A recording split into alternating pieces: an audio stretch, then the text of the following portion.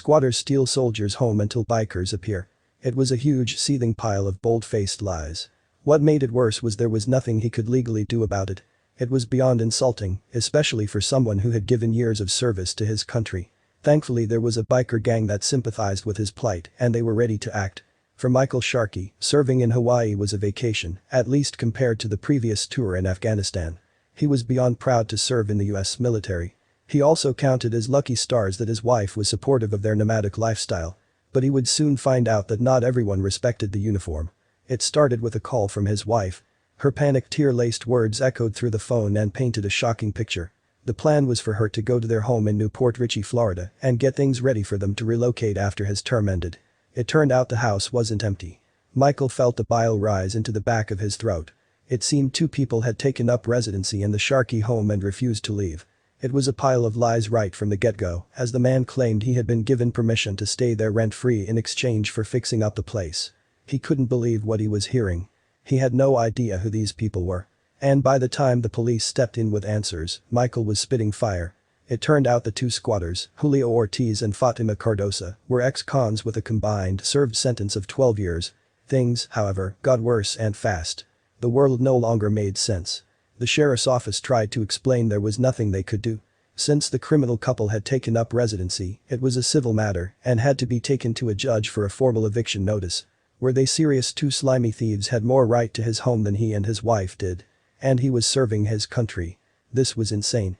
His rage boiled over when the news outlets got wind of the story and he saw the footage of the people that had stolen his home.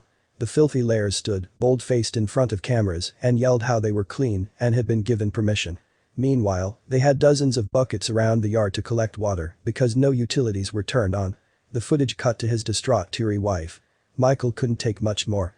Until his release papers came through, there was no way for him to go to Florida. It was beyond frustrating to feel so powerless, especially for a long-serving soldier. Part of him hated the glorification of his dramas over the news feeds. However, it would turn out the footage was his saving grace.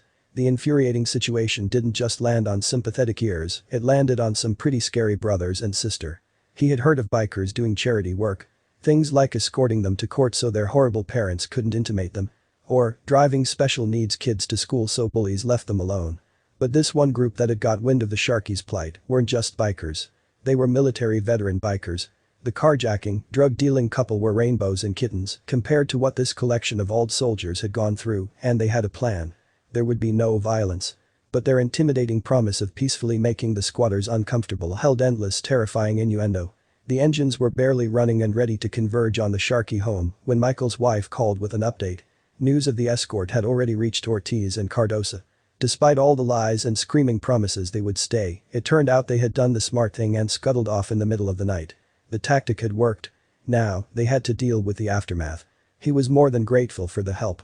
After all, soldiers stuck together. But even with all the cleaning his wife had done before he finally was discharged home, the wear and tear from the squatters made the rage surface again. There was so much work ahead of them. It would take months and so much money to get their little nest back into something livable. But at least with the help of his community, their home was finally theirs again. He just felt sorry for whoever owned the next building the squatter couple decided to steal.